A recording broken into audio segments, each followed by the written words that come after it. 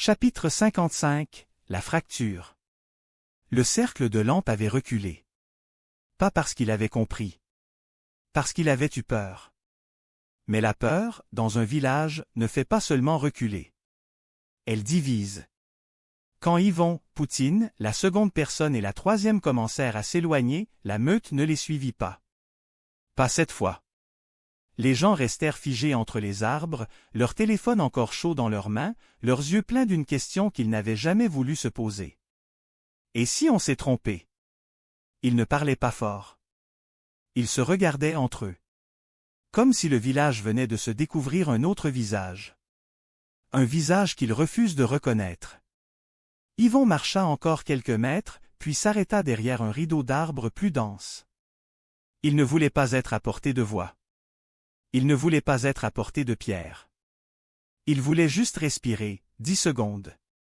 La seconde personne tremblait de douleur. La troisième personne serrait les dents, l'œil dur. Poutine restait debout, vigilant. Et c'est là que des pas approchèrent. Pas une course. Pas une charge. Des pas prudents. Deux silhouettes sortirent de la noirceur. Un homme et une femme, la quarantaine, habillés comme des gens du coin. Pas des chasseurs en rage. Pas des policiers. Des citoyens ordinaires. Le genre de gens qui travaillent, qui élèvent des enfants, qui vivent dans ce village depuis toujours. Ils levèrent les mains immédiatement. La femme parla la première, la voix basse. « On veut pas vous faire de mal. » Yvon ne répondit pas. Il observa. Le silence est une arme aussi. L'homme ajouta, plus nerveux. C'est allé trop loin. Là, pour vrai. La femme avala sa salive. Le téléphone qui a sonné partout, c'était pas normal. Puisque vous avez dit, la preuve, on le sait que ça existe. Yvon sentit un froid encore plus profond. Parce que s'ils savent, ça veut dire que beaucoup de gens savent. Et que beaucoup de gens ont choisi de se taire. L'homme regarda Poutine, puis Yvon. Il y en a qui veulent vous ramasser. Il y en a d'autres qui veulent juste que ça sorte enfin. La fracture venait de naître. Le village n'était plus un bloc. Il se séparait en deux instincts. Protéger la cage. Ou briser la cage. La femme fit un pas, doucement. On peut vous amener à un endroit. Un vrai. Pas le chalet. Pas un endroit surveillé. Un endroit où vous pouvez souffler. Où vous pouvez vous réchauffer. Où eux viendront pas. Yvon posa enfin une question. Une seule.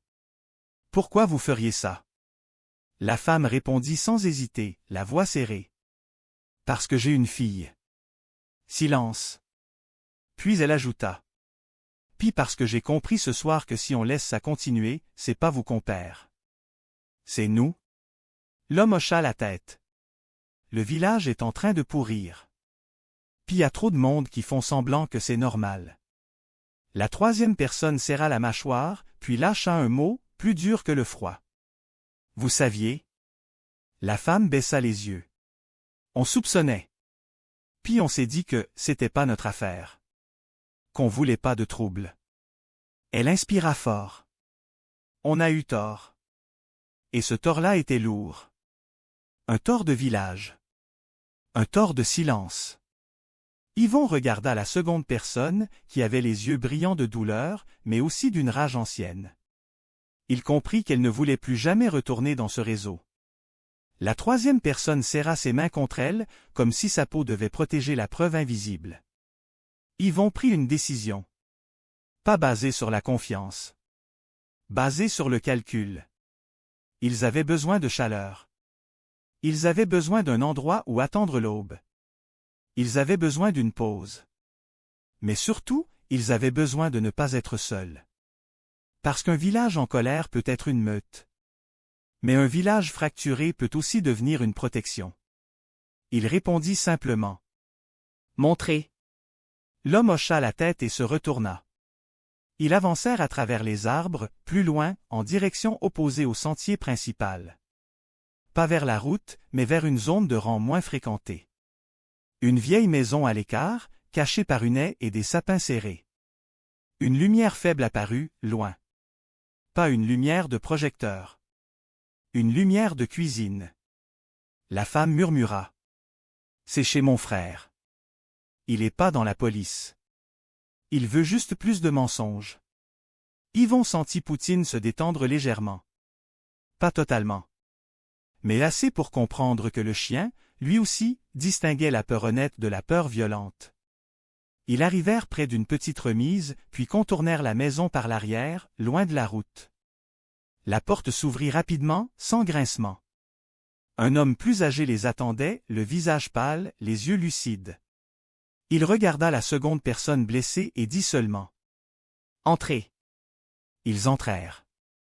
La chaleur frappa comme une vague. Le genre de chaleur qui fait mal quand tu as été gelé trop longtemps. Poutine secoua la neige de son pelage, puis se plaça immédiatement près de la porte. Toujours garde. Toujours fidèle. La troisième personne s'assit, les mains tremblantes, puis lâcha une phrase qui ressemblait à un serment. Cette fois, ça sort. Yvon resta debout.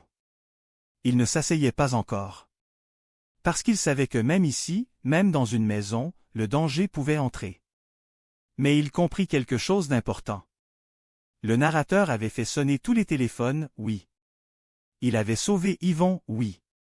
Mais il avait aussi déclenché une fissure sociale. Il avait forcé le village à se regarder. Et certains, ce soir, avaient choisi de ne plus protéger la cage. La femme donna une couverture à la seconde personne, puis regarda Yvon.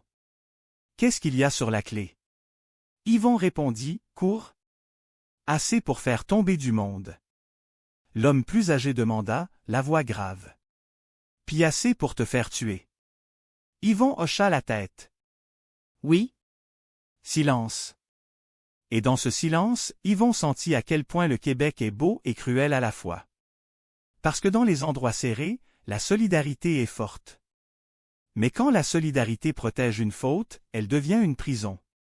Et ce soir, la prison venait de se fissurer.